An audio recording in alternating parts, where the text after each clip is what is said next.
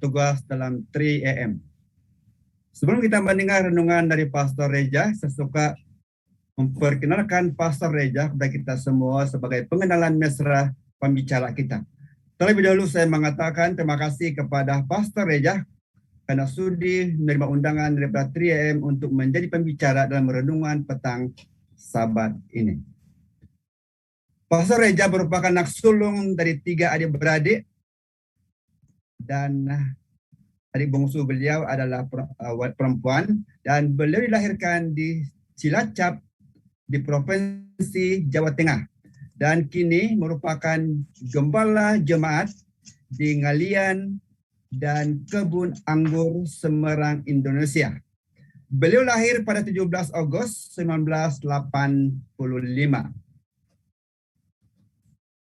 Dan beliau memulakan pendidikan di SMA ataupun sekolah dasar sampai ke sekolah menengah di Cilacap dari tahun 1990 sampai 2003. Kemudian beliau melanjutkan teologi dalam sarjana di UNAI Bandung dan merupakan angkatan teologi pada 2003 dan tamat 2008. Dan dia seangkatan dengan 3 pastor yang berasal dari Sabah, yaitu Pastor Jeptor Ginda dan Jerry Siming, Pastor Walter Duliman. Dan ini adalah rakan belajar teologi di Indonesia di Bandung. Dan istri beliau bernama Rosita Hari Nianggai dari Jakarta.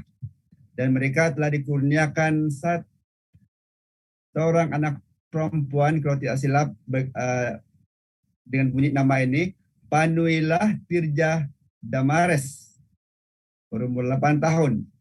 Dan Pastor Reja suka bernyanyi dan bermain musik dan juga menggubah lagu dan menulis buku. Dan untuk pengetahuan kita, setiap pertengahan minggu, Pastor Reja selalu muncul di FB dalam segmen 5 menit belajar sekolah Sabat. Dan juga dia memberikan renungan singkat setiap minggu. Jadi demikian pengenalan ringkas mengenai Pastor Reja, dan terima kasih karena Pastor Reja sudi menerima undangan daripada 3AM sebagai pembicara renungan petang kita pada Sabat ini. Dengan itu, dengan segala hormatnya, saya memberikan masa ini kepada Pastor Reja. Silakan. Oke, terima kasih banyak Pastor Minsun yang sudah memberikan kesempatan kepada saya untuk membagikan firman Tuhan pada penutupan Sabat hari ini. Saya ingin menyapa kepada kita semua yang ada di Zoom meeting ini. Selamat Sabat untuk kita semuanya. Selamat Sabat, Pastor. Selamat Sabat. Amin. Selamat Sabat. Ya, puji Tuhan. Selamat Sabat. Selamat Minggu bekerja. Oh, sudah minggu bekerja ya di Malai ya. Oke. Terima kasih banyak sudah memiliki kesempatan untuk bertemu di Zoom meeting ini dalam ibadah penutupan Sabat, dan kesempatan ini saya akan bagikan firman Tuhan.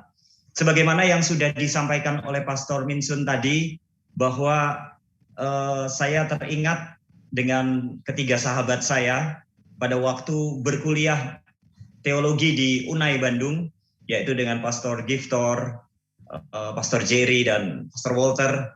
Ya, kita juga pernah bersama-sama di UNAI untuk buat vokal grup ya, akapela begitu dengan Pastor Giftor secara khusus di sana. Nah, saya teringat ketika Pastor Giftor mengajarkan kepada saya lagu bahasa Sabah saat itu tentang cerita tentang siapa? Nabi Noah ya. Saya ingat lagunya, mungkin kalau saya tidak silap ya atau salah.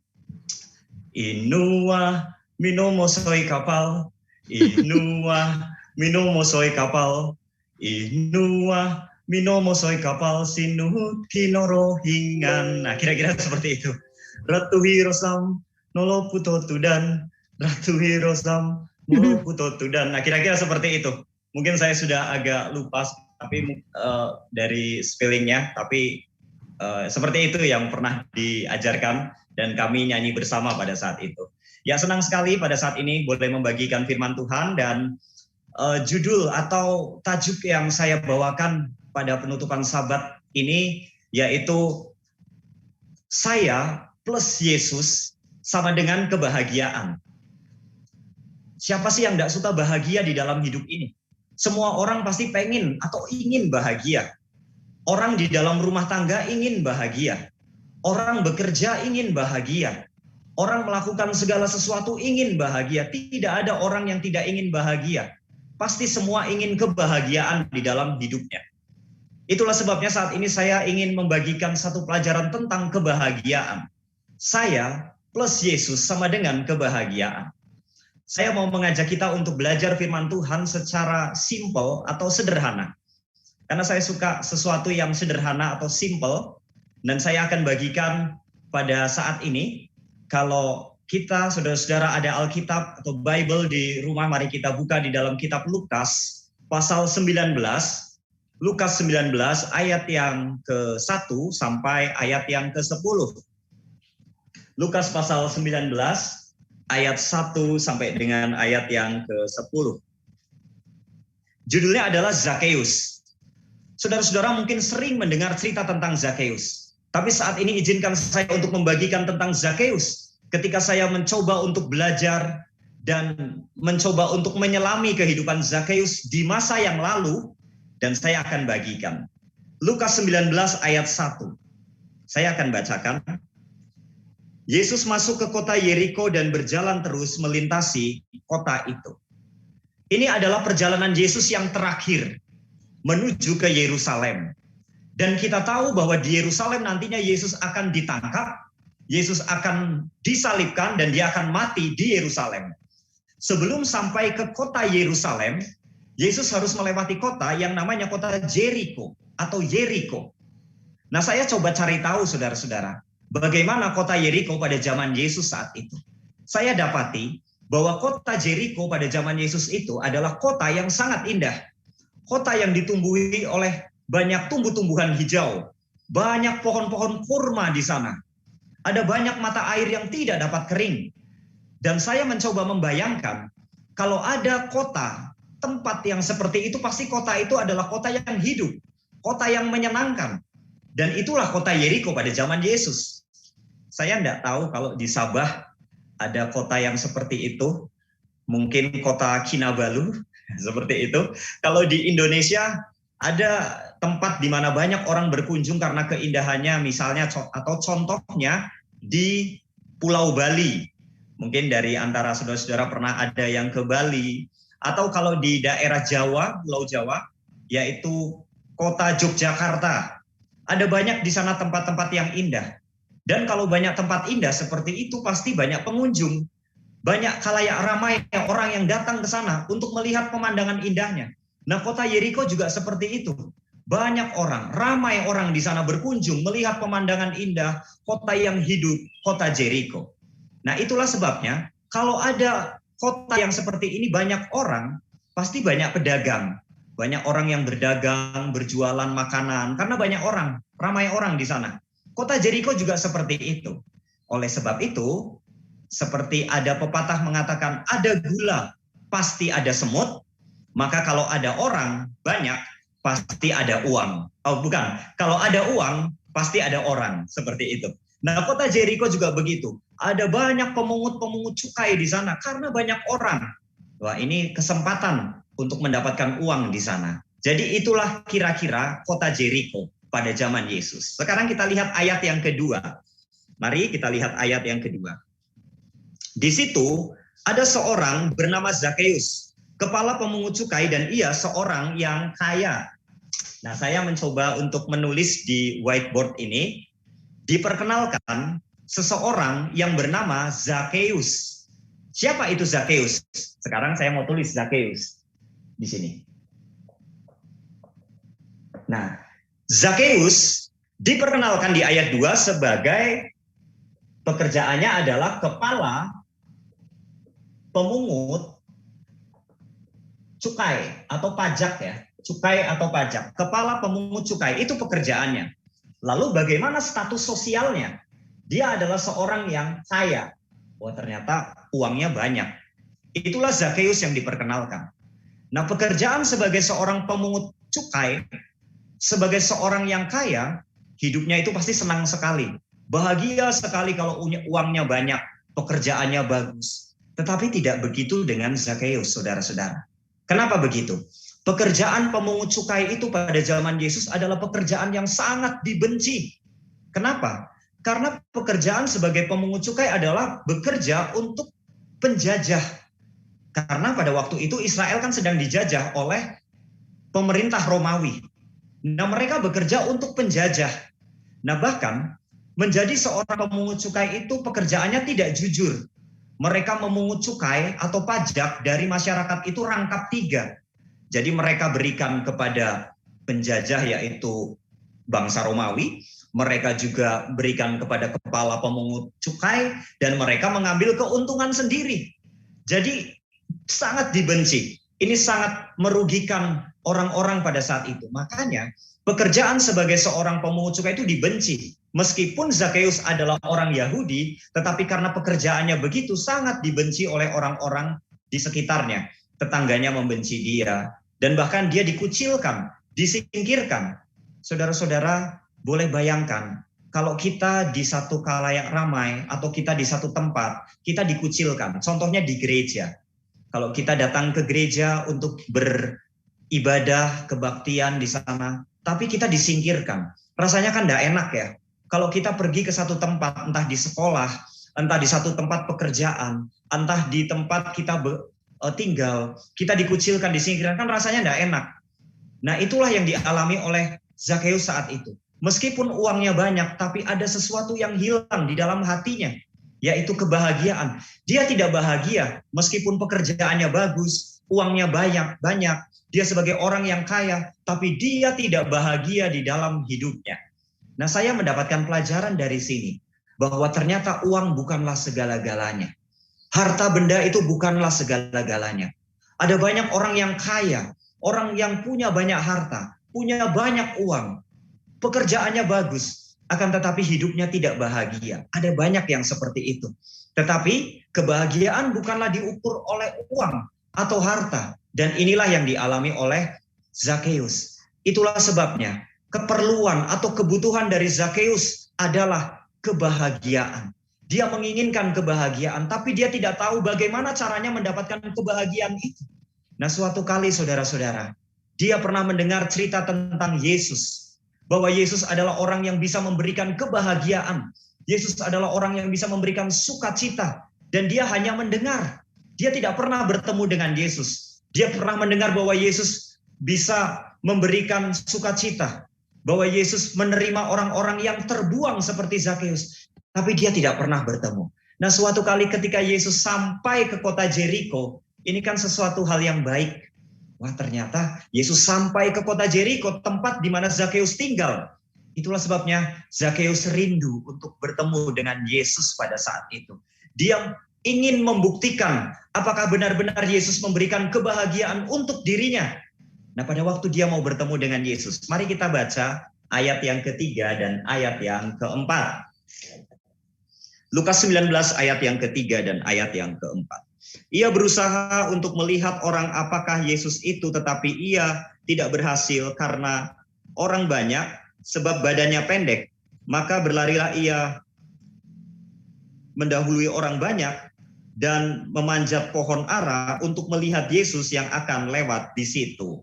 Ayat 3 dan ayat 4 ini kita mendapatkan informasi bahwa Zakheus rindu sekali bertemu dengan Yesus. Tapi ketika bertemu dengan Yesus ada penghalang. Ada yang merintangi. Apa itu? Orang banyak dan juga badannya pendek. Orang banyak merintangi dia. Ternyata benar. Banyak orang yang sudah pernah mendengar tentang Yesus, bahwa Yesus bisa memberikan mujizat kepada setiap orang. Ada banyak orang yang mendengarkan tentang Yesus, bahwa Yesus bisa memberikan sukacita dan kebahagiaan. Ada banyak orang yang mendengar bahwa Yesus adalah orang yang baik hati, penuh dengan belas kasihan. Itulah sebabnya banyak orang yang ikut. Banyak pengikutnya di sana. Ketika Zakheus ingin bertemu dengan Yesus, terlambat dia. Orang banyak sudah berkeliling di antara Yesus, menutupi di sana karena badannya pendek. Saudara-saudara, bukankah dalam kehidupan kita juga begitu? Seringkali kita mau bertemu dengan Yesus, ada penghalang, ada rintangan. Mungkin ya saya mau berikan contoh. Kita mau bertemu dengan Yesus di gereja, di jemaat. Karena mungkin di dalam gereja kita tidak suka dengan orang, membenci orang. Saya malas sekali, saya mau ke gereja bertemu dengan si A misalnya begitu. Atau saya malas karena bertemu dengan si B. Lebih baik saya tidak mau datang ke gereja daripada saya bertemu dengan si A atau si B. Bukankah hal seperti ini menghalangi orang untuk bertemu dengan Yesus? Orang jadi penghalang. Bisa jadi mungkin pasangan kehidupan kita. Bisa jadi mungkin suami, istri, keluarga. Jadi orang bisa menghalangi kita untuk bertemu dengan Yesus. Tapi kita belajar dari Zakeus. Dia berusaha untuk melewati semua rintangan, melewati halangan itu. Orang menghalangi dia, saya harus bertemu dengan Yesus. Badannya pendek, dia punya kelemahan di dalam fisiknya, saya harus bertemu dengan Yesus. Saya mau bercerita sedikit, saudara-saudara, bahwa saya ini juga adalah seorang yang sejak kecil memiliki rasa minder. Apa ya itu minder ya? Insecure, rasa malu begitu dalam hidup. Karena mungkin karena saya merasa punya banyak kekurangan di dalam diri saya, ada banyak kelemahan-kelemahan dalam diri saya, sehingga saya merasa tertutup, insecure, malu, minder, bertemu dengan orang karena kekurangan saya. Tapi saya belajar dalam kehidupan ini, banyak kekurangan yang ada dalam diri saya, tapi saya mencoba mencari tahu kelebihan yang saya miliki. Dan ada banyak orang yang tidak tahu kelebihan dalam dirinya karena dia tidak mau berusaha. Itulah sebabnya saya mengingat bahwa saya pada saat itu berusaha untuk mencari tahu. Karena saya tahu bahwa hidup ini tidak berfokus hanya kepada kekurangan dan kelemahan di sana. Itulah sebabnya ketika saya merasa insecure, saya merasa minder dalam diri ini, saya mencoba untuk bangkit, saya mencoba untuk belajar, dan saya mencoba untuk menerima apa yang terjadi dalam diri saya dan bersyukur bahwa Tuhan telah memberikan kepada saya sesuatu yang bisa saya gunakan. Meskipun ada kekurangan-kekurangan di dalam diri saya. Kita belajar dari kehidupan Zakeus. Ia berusaha di ayat 3 untuk melihat orang apakah Yesus itu. Meskipun ada tantangan-rintangan dalam hidup kita. Oleh sebab itu saudara-saudara, di ayat 3 dan ayat 4 ini kita diajak. Jangan sampai ada orang yang menghalangi kita untuk datang kepada Yesus. Kita harus berusaha melewati semua itu. Jangan sampai ada penghalang-penghalang dalam diri kita untuk bertemu dengan Yesus. Kita harus berusaha untuk tetap selalu jalan bersama dengan Yesus. Berfokus di dalam Yesus. Dan akhirnya dia bertemu dengan Yesus. Kenapa? Karena memanjat pohon ara, dia bisa melihat Yesus. Nah, kerinduannya adalah bertemu dengan Yesus. Yesus memberikan kebahagiaan di dalam dirinya. Nah, pada saat itu ayat yang kelima. Mari kita lihat ayat yang kelima. Saya akan bacakan di ayat yang kelima, saudara. Ketika Yesus sampai di tempat itu, ia melihat ke atas dan berkata, Zakeus, segeralah turun, sebab hari ini aku harus menumpang di rumahmu. Ini luar biasa sekali. Ternyata Yesus sudah kenal Zakeus. Zakeus ingin bertemu dengan Yesus, ingin mendapatkan kebahagiaan. Tiba-tiba Yesus dari bawah mengatakan, Zakeus, segeralah turun. Hari ini aku harus menumpang di rumahmu. Ini adalah sesuatu hal yang sangat menyukakan, membahagiakan bagi Zakeus. Dia benar-benar ingin bertemu, ternyata Zakeus mendapatkannya. Ternyata Yesus mau bertemu dengan Zakeus. Apa tujuannya? Yesus ingin bertemu dengan Zakeus, bahkan di rumahnya, harus menumpang di rumah. Membaca tulisan Roh Nubuat, hamba Allah untuk zaman akhir bagi gerejanya pada zaman akhir ini, yaitu Nyonya Ellen G. White dalam buku Desire of Ages, atau dalam bahasa Indonesianya, Kerinduan Segala Zaman. Saya dapati tujuan Yesus untuk datang ke rumah Zakeus adalah ingin memberikan pelajaran-pelajaran tentang kehidupan yang kekal. Saudara-saudara, saya coba bayangkan, sebenarnya bisa saja Yesus bertemu dengan Zakeus di tempat itu, tidak harus ke rumahnya. Apakah Yesus ke rumahnya Zakeus itu ingin minta makan, minta roti, minta air, hanya ingin menumpang tidur karena mungkin Yesus tidak punya uang? Apakah itu tujuannya? Jawabnya bukan, saudara-saudara. Jawabnya berdasarkan tulisan Roh Nubuat tadi, bahwa tujuan Yesus adalah ingin memberikan pelajaran-pelajaran tentang hidup yang kekal kepada keluarganya. Artinya apa? Artinya Yesus memandang bahwa keluarga atau rumah tangga itu sangat penting bagi Yesus. Saudara-saudara yang diberkati oleh Tuhan, semua yang ada di Zoom meeting ini, Yesus memandang bahwa rumah tangga atau keluarga itu penting. Bukan hanya pribadi Zakeus saja, tetapi keluarganya. Saya teringat kembali tulisan dari Roh Nubuat di dalam buku Rumah Tangga Advent yang mengatakan bahwa rumah tangga atau keluarga itu adalah jantung dari gereja. Jantung itu kan kita punya jantung ya. Jantung fungsinya untuk memompa darah sehingga kita bisa hidup oleh karena kita punya jantung ini bergerak memompa darah ke seluruh tubuh. Kalau jantungnya berhenti, kita mati atau meninggal. Tapi selagi jantung kita berdetak, berdenyut, maka kita akan hidup. Nah, keluarga atau rumah tangga itu adalah jantung dari gereja. Artinya apa? Betapa pentingnya rumah tangga untuk gereja. Gereja itu akan maju dan bertumbuh kalau di dalamnya adalah keluarga-keluarga yang rohani. Keluarga-keluarga yang cinta akan Yesus. Keluarga adalah atau rumah tangga adalah jantung dari masyarakat. Rumah tangga adalah jantung dari sebuah negara. Ya betul.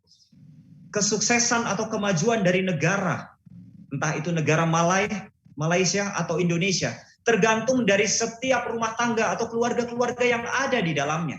Kalau keluarga-keluarga yang ada di dalamnya adalah keluarga-keluarga yang baik, maka negara itu adalah kumpulan negara orang-orang yang baik. Kalau keluarga-keluarga itu adalah keluarga yang baik, maka gereja itu adalah kumpulan orang-orang yang baik. Maka gerejanya akan bertumbuh. Orang-orang yang semangat, orang-orang yang mau melayani dalam kehidupan. Itulah yang dimaksudkan bahwa rumah tangga adalah jantung gereja. Makanya Yesus sangat concern, sangat berfokus kepada rumah tangga. Dia mau datang ke rumah tangga Zakeus untuk memberikan pengajaran tentang hidup kekal. Saya teringat satu lagu. Entah di Sabah atau di Malai, di Semenanjung ada lagu ini atau tidak. Lagunya begini. Yesus di dalam keluarga amatlah senang di rumah tangga. Yesus di dalam keluarga amatlah senang di rumah tangga. Kalau dalam bahasa Inggrisnya, when Jesus in the family, happy happy home, happy happy home, happy happy home. When Jesus in the family, happy happy home, happy happy home. Dan ternyata ada juga dalam bahasa India. Bahasa Indianya adalah entah benar atau tidak ya, tapi saya pernah dapatkan begini. Ya Yesu mere kamen he, kusi kusi he, kusi kusi he, kusi kusi he. Ya Yesu mere kamen he, kusi kusi he, kusi kusi he. Apa maksudnya? Yesus di dalam rumah tangga, Yesus di dalam keluarga itu sangat menyenangkan. Kehadiran Yesus di dalam rumah tangga akan membuat kebahagiaan di dalam rumah tangga atau keluarga. Itulah sebabnya kenapa Yesus mau datang ke dalam rumah tangga Zakeus, karena Yesus ingin memberikan kebahagiaan untuk Zakeus bersama juga dengan keluarganya. Jadi saudara-saudara semuanya, mari kita jaga keluarga kita, rumah tangga kita. Hadirkan Yesus di dalam rumah tangga kita. Bagaimana caranya menghadirkan Yesus? Buat Yesus, kalau dalam bahasa Indonesia betah. Entah itu betah apa ya, betah itu nyaman ya. Nyaman di dalam rumah tangga kita. Bagaimana caranya? Kalau kita tidak pernah berdoa di dalam rumah tangga. Kalau kita tidak pernah mengadakan sebuah mesbah, perenungan firman. Belajar bersama di sana. Bagaimana Yesus ada di sana. Kecuali kita mau mengadakan ibadah di dalam rumah. Berdoa bersama antara suami, istri, dan anak-anak untuk bersatu hati dalam rumah tangga, menghadirkan Yesus dalam rumah tangga, akan ada sukacita dan kebahagiaan. Dan itulah tujuan Yesus datang ke rumah tangga Zakeus, ingin memberikan kebahagiaan dan sukacita. Nah kemudian akhirnya Yesus sampai ke rumah Zakeus. Ketika Yesus sampai ke rumah Zakeus, apa yang Yesus lakukan di sana? Yesus memberikan pengajaran kepada Zakeus bersama dengan keluarganya. Ketika Zakeus bersama dengan keluarganya mendengarkan pengajaran dari Yesus tentang kehidupan kekal, tentang kerajaan sorga, tentang apa yang harus dilakukan dalam kehidupan ini, apa respon atau reaksi dari Zakeus ketika mendengarkan pelajaran dari Yesus atau bertemu dengan Yesus? Mari kita lihat Lukas 19 ayat yang ke-8. Lukas pasal 19 ayat yang ke-8. Tetapi Zakeus berdiri dan berkata kepada Tuhan, Tuhan, setengah dari milikku akan kuserahkan kepada orang miskin. Dan sekiranya ada sesuatu yang kuperas dari seseorang, akan kukembalikan 4 kali lipat. Di ayat yang ke-8 ini adalah hasil pertemuan antara Yesus atau Zakheus dengan Yesus. Ketika Yesus bertemu dengan Zakheus, bertemu dengan keluarganya, membawa dampak yang positif, membawa sukacita di dalam hidupnya dengan cara yang tadinya dia tidak mengasihi orang, sekarang mau mengasihi. Yang tadinya dia tidak mau berbagi, sekarang mau berbagi. Yang tadinya dia berbuat dosa dengan cara tidak jujur dalam bekerja, sekarang dia mengaku, saya akan jujur dalam melakukan pekerjaan ini. Seharusnya pertemuan kita dengan Yesus, saudara-saudara, merubah kehidupan kita. Orang yang bertemu dengan Yesus, mengalami Yesus di dalam hidupnya, akan tercermin dalam kehidupannya yang berbelas kasihan, yang akan berbagi kepada orang lain, yang akan selalu melakukan yang terbaik dalam kehidupan ini. Kenapa? Karena orang yang sudah hidup dekat dengan Yesus, memiliki pengalaman dengan Yesus dalam hidupnya, pasti hidupnya akan berubah. Apakah hanya Zakheus saja yang berubah dalam kehidupannya? Jawabnya tidak. Istrinya pun juga begitu. Anak-anaknya pun juga berubah. Dari mana saya tahu? Ayat yang ke-8. Apakah disebutkan istrinya juga berubah? Anak-anaknya juga berubah? Keluarganya juga berubah? Jawabnya tidak disebutkan. Tetapi ketika kita membaca Alkitab, kita mencoba untuk berpikir, mencoba untuk berimajinasi, mencoba untuk membayangkan situasi pada saat itu. Ketika Zakheus mengatakan, Tuhan, setengah dari hartaku ini akan kuserahkan kepada orang miskin. Apakah istrinya tidak mendengarnya, saudara-saudara? Apakah anak-anaknya tidak mendengarnya? Saya rasa mereka mendengar. Tetapi istrinya diam saja kan? Tidak disebutkan di sana. Tuhan, setengah dari hartaku akan kuberikan kepada orang miskin. Kemudian di sana di Alkitab, di Bible dikatakan, tiba-tiba istrinya berdiri dan berkata, Papa, enak saja. Nah kalau dalam bahasa Indonesia begitu. Papa, sembarangan, atau Papa enak saja kamu. Kamu ini bagaimana? Masa setengah dari harta kita mau dikasih ke orang miskin? Bagaimana dengan makanan kita nanti? Bagaimana dengan tabungan kita? Bagaimana dengan lauk pauk kita? Bagaimana dengan kebutuhan keperluan kita di rumah? Kan tidak disebutkan begitu, saudara-saudara. Tapi Alkitab katakan, ketika Zakheus mengatakan, setengah dari milikku akan kuserahkan kepada orang miskin, tidak disebutkan istrinya tiba-tiba komplain dan berkata, Papa, kamu ini bagaimana? Masa setengah dari harta kita diserahkan kepada orang miskin? Saya tidak setuju. Istrinya diam saja, artinya apa? Istrinya pun ikut dengan suaminya. Istrinya dan anak-anak keluarganya semua ikut. Ketika Zakheus berdiri dan mengatakan, Tuhan, setengah dari milikku akan kuserahkan kepada orang miskin. Semua keluarganya juga memiliki rasa yang sama, memiliki keinginan yang sama. Sekarang kita mendapatkan pelajaran, saudara-saudara, bahwa pertemuan Zakheus dengan Yesus merubah kehidupannya. Kehidupannya menjadi lebih baik, lebih mengasihi lagi, berbuat jujur dalam hidupnya. Tadi di awal saya katakan, Zakheus pekerjaannya sebagai apa? Kepala pemungut cukai dan seorang yang kaya, banyak hartanya, tetapi hidupnya tidak bahagia. Ternyata uang tidak membuat dia bahagia. Jabatan yang bagus tidak membuat dia bahagia. Dia merindukan kebahagiaan, tapi dia tidak tahu bagaimana caranya. Dan dia dapatkan kebahagiaan itu. Dari mana? Dari Yesus. Pada waktu Yesus datang di dalam dirinya, di dalam rumah tangga dan keluarganya, itulah yang membawa dampak sukacita, kebahagiaan di dalam kehidupannya. Itulah sebabnya, saudara-saudara, semua yang ada di Zoom meeting, saya membuat tajuk atau judul, saya plus Yesus sama dengan kebahagiaan. Yang membuat kita bahagia kalau ada Yesus dalam diri kita. Yang membuat kita bahagia adalah kalau ada Yesus dalam rumah tangga dan keluarga kita. Saudara-saudara yang diberkati oleh Tuhan, saat ini seluruh dunia merasakan dampak yang luar biasa dari wabah COVID-19. Bahkan di Indonesia juga begitu.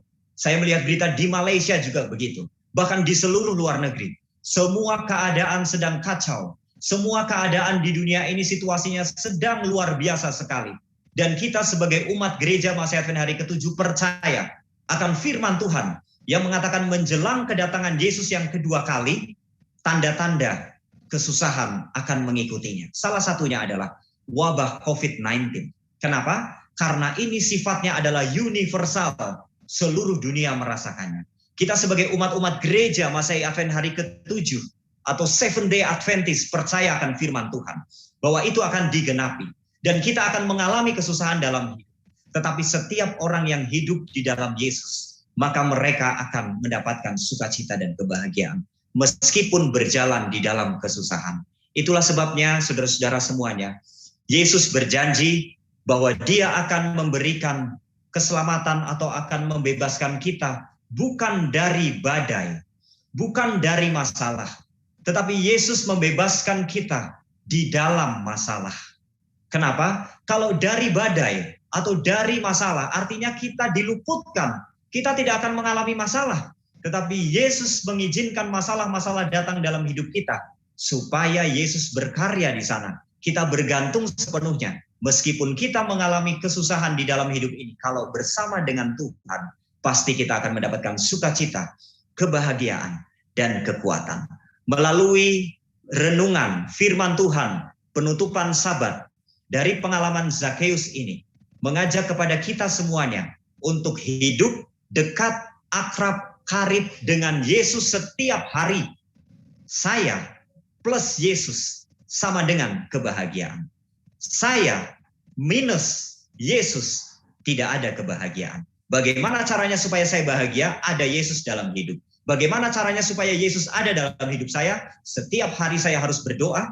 Setiap hari saya harus merenungkan firman, belajar firman di dalam diri pribadi maupun dalam keluarga. Sehingga bukan hanya kita yang selamat, tetapi keluarga kita, rumah tangga kita. Karena Yesus menganggap penting rumah tangga atau keluarga. Baginya rumah tangga atau keluarga adalah sesuatu yang sangat penting di dalam kehidupan. Tetap semangat menjalani hidup ini. Di tengah situasi wabah COVID-19 yang serba menyulitkan dan menyusahkan ini, ada Yesus yang menjadi penolong kekuatan bagi kita. Tuhan izinkan semua ini terjadi untuk menggenapi segala sesuatunya. Tapi Tuhan tidak pernah membiarkan umat-umatnya yang setia untuk terlarut di dalam masalah yang terjadi, tapi Dia akan memberikan kekuatan bagi kita. Oleh sebab itu, tetap semangat menjalani hidup ini. Karena bersama dengan Tuhan, pasti kita bisa. Terima kasih, saya bawa dalam nama Tuhan Yesus. Tuhan Yesus memberkati kita semuanya. Amin. Amin. Puji Tuhan sekali lagi kepada Pendeta Reza Abraham yang telah memberikan kita satu makanan rohani yang sangat memberikan inspirasi untuk mencari kebahagiaan di dalam Yesus. Dan sudah tentunya pengalaman dalam cerita Zakheus Alkitab sudah cukup untuk kita mendapatkan pengetahuan bahwasanya bersama dengan Yesus itu akan memberikan kebahagiaan di depan kita. Terima kasih sekali lagi Pendeta Reza Abraham. Dan mari kita sambut renungan